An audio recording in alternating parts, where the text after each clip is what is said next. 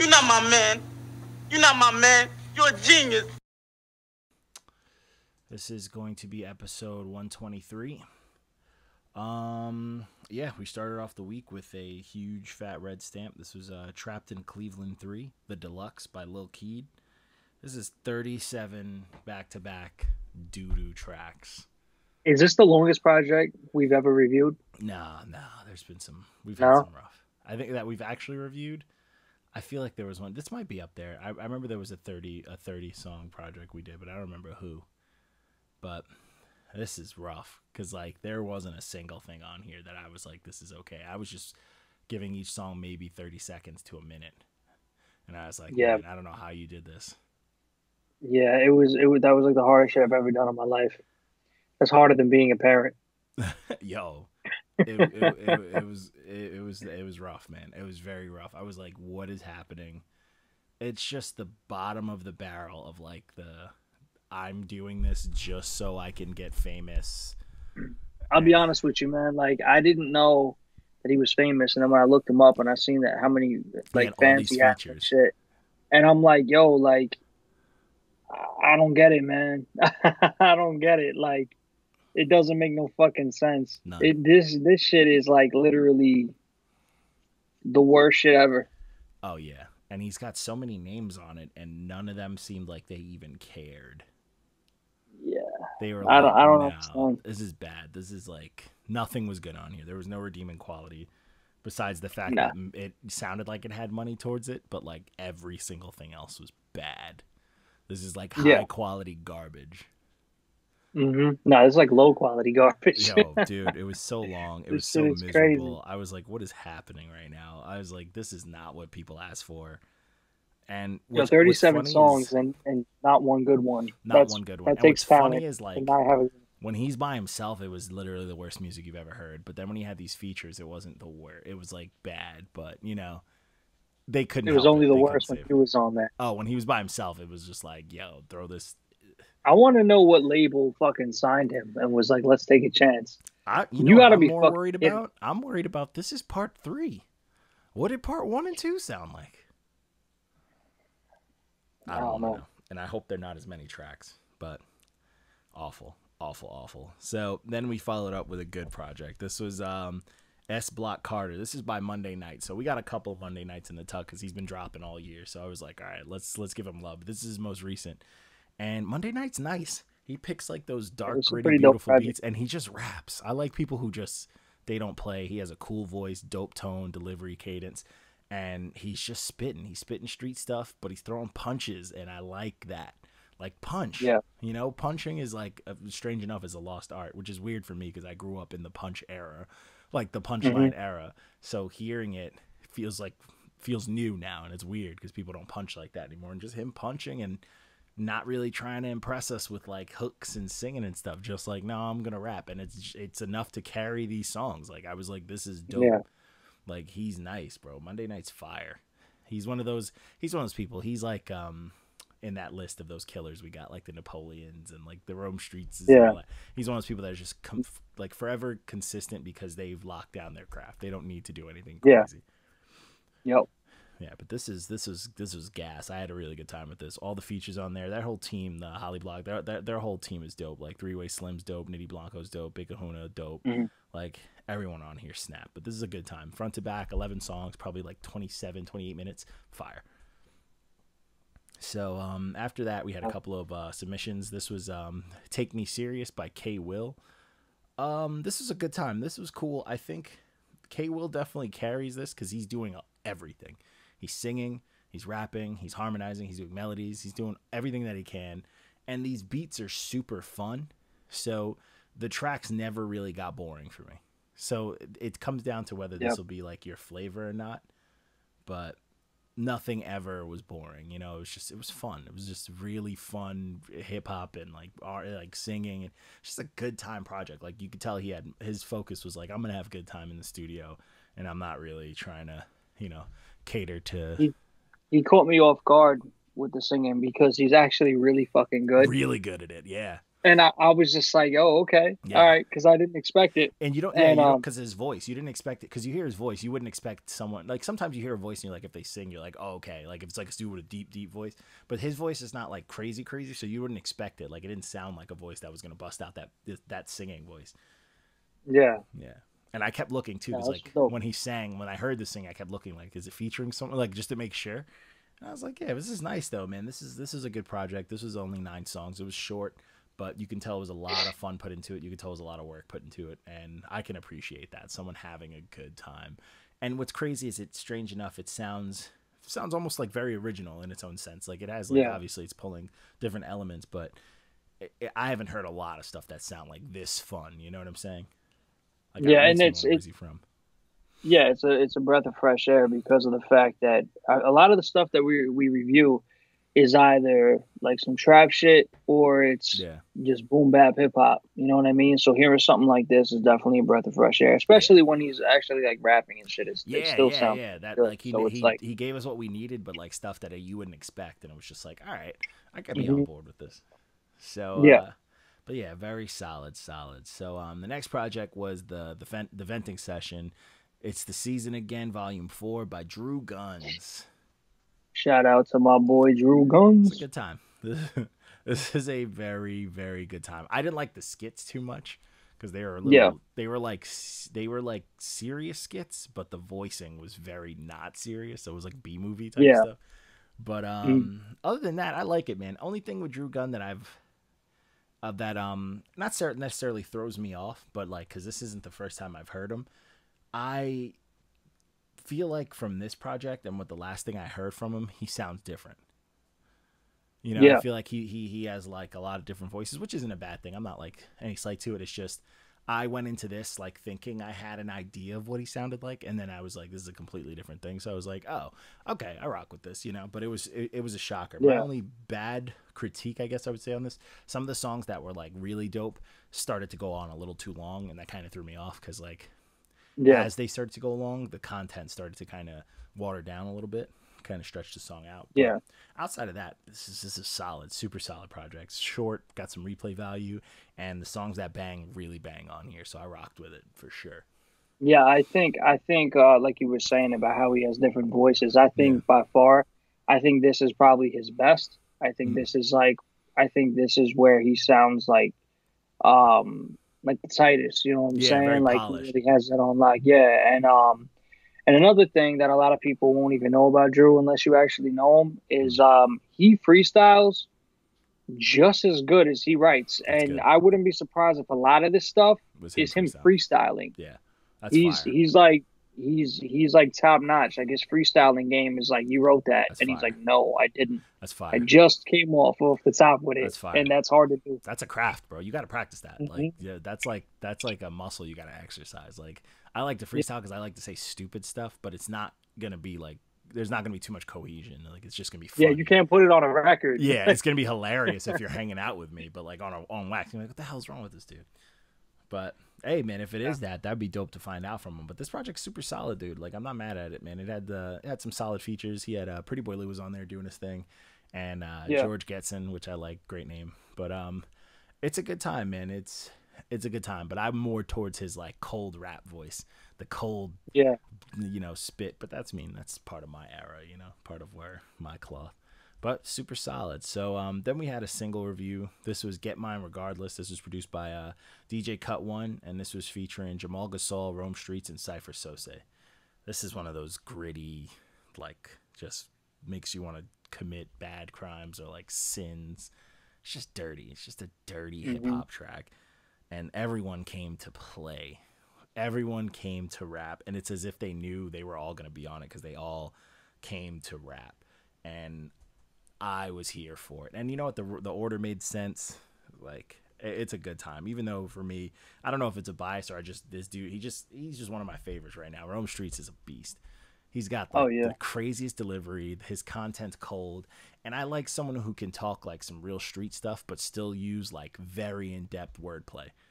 You know? Yeah. His wordplay, and like he does like every, like when you break down rap technique, he does and he makes it sound easy, and I'm very much here for that. Like, I am a big fan of penmanship, and he is up there. He's up there with it, and he's talking about stuff that you don't need penmanship for.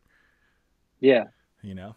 So I'm. But he still applies it. He applies no it matter very what. well, because his music, like, if you're not going for that, you wouldn't even notice unless you're thinking about that. You know, you just be like, "Yo, drug talk," you know. Yeah. Very much here for it. So after that, next project was the 80s Baby EP by ChuckBrownLyrics. This is solid. So this is a dude who reviewed my project and gave me a damn 6. But I was like, I'm going to be fair and I'm going to give him an honest listen. And I listened to it and I was like, all right, I'm a little more upset I got the 6 because we were both very much on the same page content-wise. But that's cool because this project, I rock with it. I rock with this. Which one did he give a 6 to? The John Wick. Oh, nah. Yeah, he didn't like John Wick that much. Yeah, what? So yeah, it hurt John my Wick feelings. was crazy. I know. But like, what's crazy is like we're talking like the same type of stuff. Like he's talking a lot of shit that like resonates with me. Like I was born in the '80s, I grew up in the '90s, and I resonate with that. And he's talking and he's mentioning punk bands and stuff that I listen to. He's talking about Minor Threat. He's talking about like, how politics messed people up, and he's talking nice. He's talking what I want to hear. And he's just getting after it. He's not punching your head off, but it sounds good. He's rhyming. He's having a good time with it. It's super solid. Yeah, I really did like this project a lot. I like just the whole, I just kind of like the whole fucking just overall just vibe of it. You know what I'm saying? Very just gritty hip-hop. Even the quality, like the quality wasn't the best, but it just worked for the production and the songs. Like it just sounded good. It sounded vintage. It sounded vintage. It didn't sound like it was bad quality. It sounded like it was old school quality. Like it was done on purpose almost. Thanks. And his voice kind of reminds me at times like Big Pun. Yeah, he's got a crazy voice. And I like how he sounds like he don't even try to breathe. He's just rapping, bro. Some of the hooks were a little shaky for me, but outside of that, other than that, I was really enjoying myself with this project. I like the production. I like the whole overall sound. I like that it was only 5 tracks, and it was short, had replay value. I was here for it. I'm always going to be here for 80s baby, 90s, grew up in the 90s content, because he's talking about the stuff that we got the backlash. He's talking about, like, we got the backlash of the Reagan era into the Bush, like the Bush era, like the Clinton and Bush era. Like, we got a lot. We got a lot, it's good stuff. That's deep. If people that don't look into those eras just have no grasp of why things are the way they are now, So I'm here for it. So the next project was The Return. This is by 100 Grand Royce and 183rd. It's produced by 183rd, and 100 Grand Royce is having a good time. This one was really cool. It's just old school beats, samples, and straight to the point raps. Just rap. Nothing else. No flash, no gimmick. Straight to the point. Love it. I am here for music like that. Give me just raps. Show me that you can do that. Then go have a good time after. You could put out a fucking disco tape after this, Show me that you got that in you. I'm here for it, man. I'm very much here for it.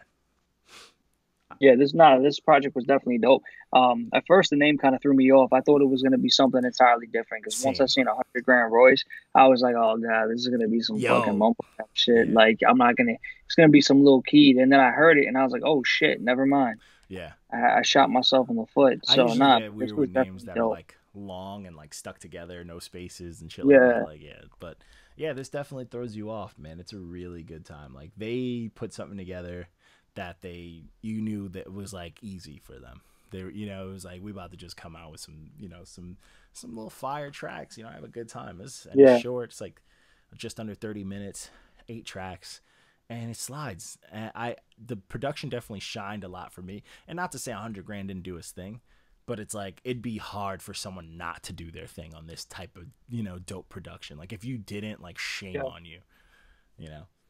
We don't want none of that. So after that we had oh boy, we had The Science by Cassidy. Oh boy, this motherfucker had the nerve to talk about this is his best project yet. And what's funny? Before I jumped into this, I was like, I hope he ain't produced half of it. I hope he ain't produced these beats because the shit that he was posting on Twitter and Instagram. And I don't think he did because I heard a lot of tags in there. But Jesus, these beats are so inconsistent. This whole project is inconsistent, bro. It's very inconsistent. Like, you got these strange different types of beats. You got Cassidy being like Encino Man, like someone unfroze him from the 90s and he still thinks he's that guy, and like his style is just strange. And I think one of Cassidy's biggest problems is that, yo, like, yeah, like, I guess I could say that because it's like, yo, like, the main thing he raps about a lot is that he's still what he was. And it's like, well, you're not. Isn't the part of being an artist, like, not staying who you were? Like, it's like, oh, well, I was, you know, one of the top battle rappers, you know, of my time, and da-da-da. And then he's like, and that was me, and I'm still this dude, and I'm still this dude. And it's like, nobody wants you to be that dude. Like, nobody cares. Like, you know what I mean? Like, I'm not. Because I rocked with Cassidy. I was a big fan of the mixtapes back in the day, but he's cool, but I never, like, I had a friend, like one of my best friends from back in the day was like all Cassidy. Like, Cassidy was the greatest. No matter what he did, he could do no wrong. And it's like, nah, like, I was never crazy about Cassidy. I was a Cassidy fan, but I've acknowledged that he was never a top dude for me. Yeah. You know, like, Cassidy to me was nice. He put out some dope stuff. He had some legendary, you know, a couple songs here and there. He had some tapes that I really swore by, but I never put him over a Papoose. I never put him over a Lloyd Banks. You know, I never put him over, you know, Cassidy to me, I can't even put him there. He is like to me, he was always a poor man's Cannabis. Yeah. And I loved Cannabis in his prime. I was the biggest Cannabis fan in the world, but that was just a small window. That was a small era. And it's just like, I don't know, man. Like, it's just, he's just stuck in this time bubble that just, and this confidence is crazy high. And it's like, bro, like, what the, like, he's talking, he's just like, it's like these bars you're hyping them up like they're the best bars you've ever heard. They're just simple bars, bro. Like, people figured out a million new styles outside of your style. So, like, Cassidy's bars, like I said, I'm not hating on the dude. Like, I was like a fan of Cassidy. I just never like was like, oh my god, about Cassidy. He wasn't like a top tier. But like when one of my friends was like a giant fan of his and everything, still is too. And it's like those bars that we were like, oh my god, over is also when I was in like junior high and they were simple bars, and I went crazy over them because I actually understood them. Yeah. Whereas now that I'm older and I want to hear these more intricate bars that make me like, what the fuck? Now when I hear his, I'm like, that doesn't work no more. Yeah. Like, it's very dated. Simple shit. It's very dated. Like, it's crazy, bro. Like, because it's like he's not, and then like the project's so mixed because he has songs that sound like very older, like his era type stuff that don't work. And then he has songs where he tries to do the new age stuff. He had like the auto-tune hook and stuff. I'm like, that doesn't work. Like, it didn't sound good. Yeah. And it was just a mess for me, bro. Like, I really was not feeling this project. I thought the beats were corny. Some of the stuff he was saying were corny. And the songs were long. And then he was just saying some wild shit. Like, and like just random punches because they sound cool. And they weren't, bro. I was just like, yeah, I just wasn't here for this project, man. I'm just not here for it. I mean... And I follow Cassidy. I'm like, you know, I watch battle rap. I watched him do his comebacks, and they've been a mess. Every single one. Don't even try to defend that. And it's just like, yeah, it's just crazy, bro. It's just like this project is so stuck in a time machine. It's like as if I call him Encino Man. It's like he was a caveman. He was unfrozen, and he read like one newspaper. So he's like, oh, I have to mention Trump. I have to mention Tesla. I have to mention this. And then he started writing his rhymes with the same mentality from like 96. And it's just like, okay, like, I'm not here for it, bro. Like, it's weird, bro. I hated it. So then after that, I got to wash away that filth by listening to Rocamerikkka 2 by Flea Lord and Ito. Gas. This was dope. Yeah, this was dope. This was grimy, filthy, and I fucking love the cover of this. It's scary. The cover was so dope. It's so scary. It's like dark and creepy. Like, it was perfect for this project. Fire. Everything about this project was so dope, bro. Like, I was here for all the beats. it's all the hood raps, all the mob tie stuff, like the skits were dope, like everything just bang, and them just rapping at each other. I like how they would kill each other on the tracks and be like, yo, it's my cousin, bro, like we're damn near brothers. Like I love that. Like you knew they were in the studio just trying to kill each other, having a good time putting together these dope. And I think Flea Lord produced his too, which is even better. Like you're rapping on the stuff and producing it, like everything just slapped, bro. I love this project.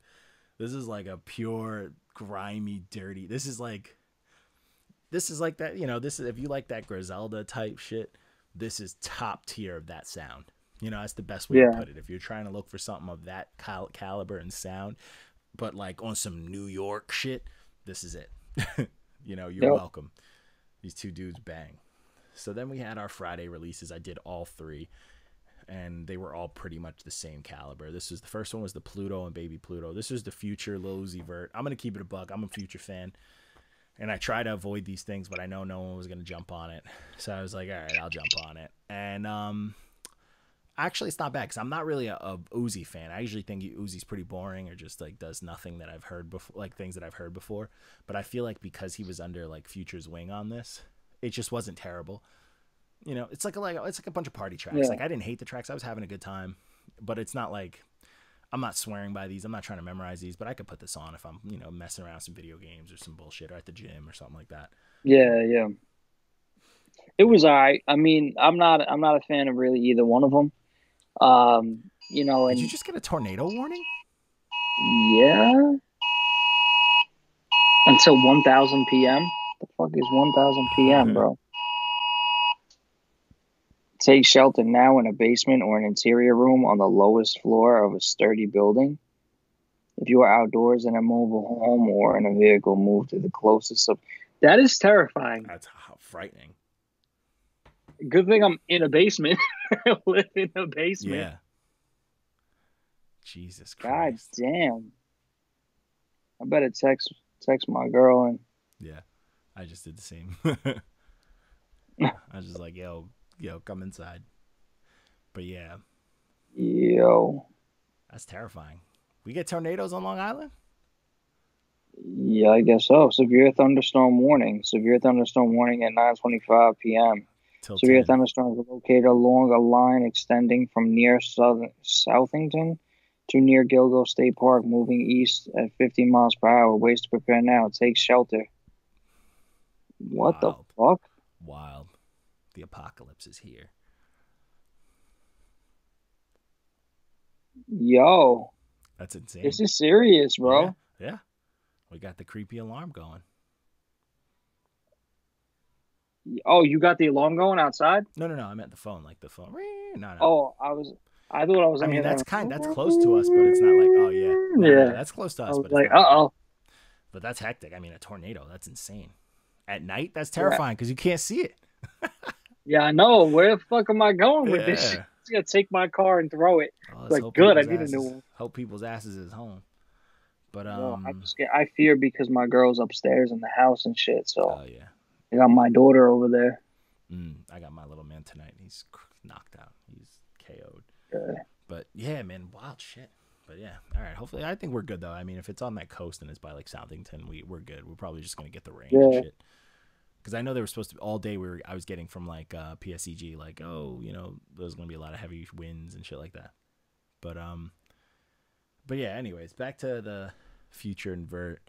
It was a solid project, though. I wasn't mad at it at all. It's just like a regular, you know, party stuff. Nothing. They're not, you know, reinventing the wheel. They're not doing anything crazy. They're just good at what they do, and that's just making radio type music, you know. Yeah. So I'm not mad at it. Future says some dark shit, and I love it. And then Lil Uzi Vert's just out here being a weirdo. So the next project was So Help Me God by 2 Chainz.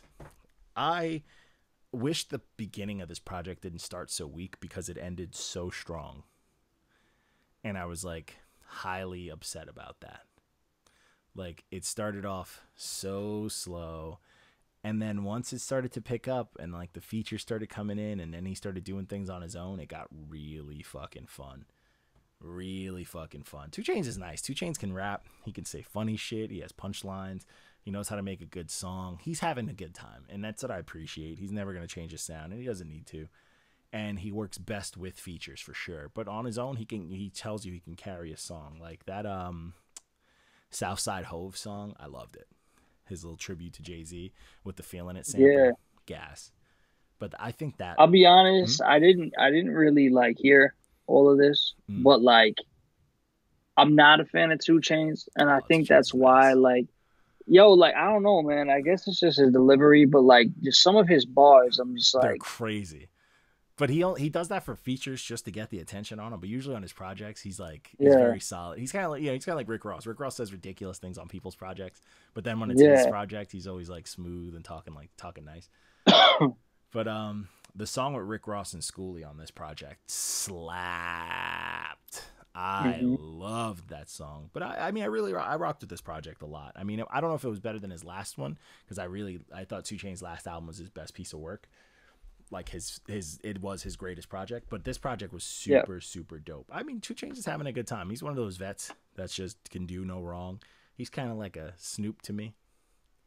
Yeah. You know, he could just do no wrong, and he just knows how to make music, so he doesn't really break out of that. So I'm not mad at it. And then the last Friday release that we did was the Until I Return by YoungBoy Never Broke Again, or NBA YoungBoy.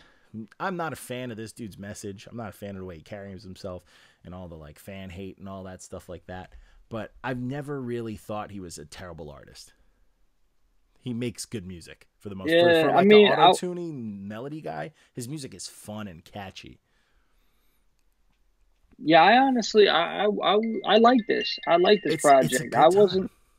Yeah, like I really wasn't. I wasn't against this project. Like usually, like I don't like shit like this, but I think the way he just like delivered everything, it's pleasing. It's like you want to sing it, and he does like a lot of weird things to like make the sounds kind of pop, and it makes it like catchy. It's like it's pop. It's very pop, but it's dark pop. It's not like like Katy Perry and bubblegum. It's like trap pop, and it's just super catchy. And I'm like, I'm not mad at it. I'm like, yo, this dude can make good music. Like I know he's like a meme and all that shit, but he makes like you can tell he knows how to make good music. Like he's got the formula, you know. So I'm like, I wasn't mad at this project at all. It was like, this is a fun time. Like, and I like that no features, just him. And he had some, some cool beats. A lot of the beats are what get a little redundant, but he does so much on the tracks. Like he's working pretty hard to make it catchy. So I'm not mad at it. I don't hate on him. I don't appreciate his message or the shit that he does and like how he is, like how the kids worship him and he's a dick to his fans. But outside of that, I'm not worried about it. Like I didn't even know that about him. I didn't even know he was a dick to his fans. Oh, he's awful. He's awful. But, really? Yeah, you don't want to watch any YouTube video. You're gonna be like, yo, he's the worst. Even the way he promoted this, he was just cursing people out. But then he'll go online like, oh, I'm gonna kill myself after cursing everyone out. And it's like, what do you like make up? It's like, do it. Yeah. But oh, go ahead. Do you think? Online with the 8-digit identification code. You don't want your business out there. I can hear that whole thing on there. No, I'm not doing that right now. Stop it. We're almost done anyway. Everybody taking down my account information. Nice. They could be broke too then. Facts. Scam me, please. Terrible. So then the last project was the SoundCloud Saturday one, I think, for the release. This was Underwhelmed by our company. This is Antenna Familiar, which is Paul Goon and Frank Bosa. That was boring. A bit boring of a project for me. Let's keep it snack.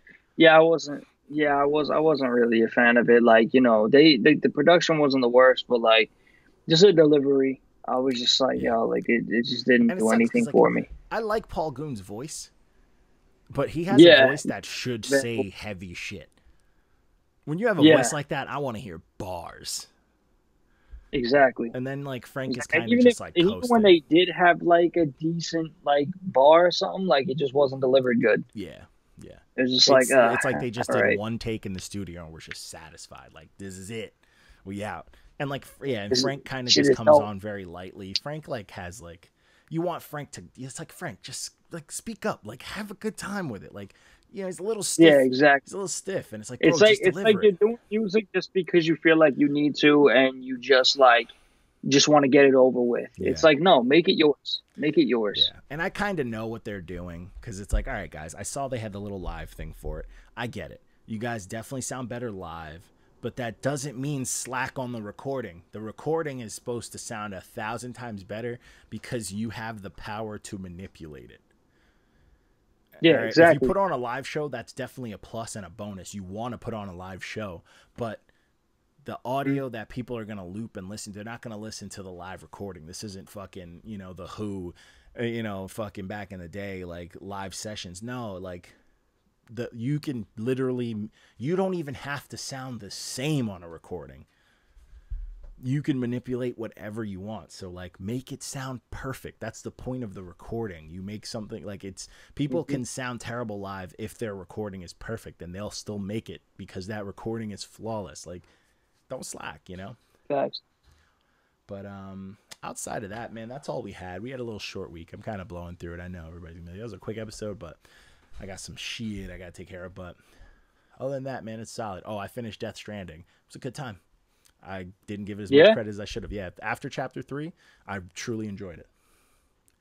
I didn't finish Miles Morales yet, but let me tell you something, man. That game is fucking phenomenal, bro. Like, yo, the soundtrack is like grade A. Good. Amazing. Good. And, did you see Into the Spider-Verse? I own it. Saw it a billion times. I loved it. I saw it in 4D. It's phenomenal. It's the best superhero movie. Let me put it like this. Bro, it felt like you were in that game playing it. It was like you were playing like an Into the Spider-Verse / a Spider-Man movie, and you were actually playing in it. Like it was crazy, bro. Like it literally felt like you were in a movie. Like you could put on the Into the Spider-Verse outfit and you could make the movements I saw the footage for it with the sound effects. Yeah. And make it all like the Spider-Verse, which is fucking nuts. Yeah, looks good. But bro, the game is just so good, bro. It's so good, and the graphics are crazy. Fair, but yeah, we definitely got to chat more about this gaming stuff because there's a lot of things going down. Most in the definitely. Game world. But yo, I appreciate you, sir. I'll holler at you. Most definitely, bro.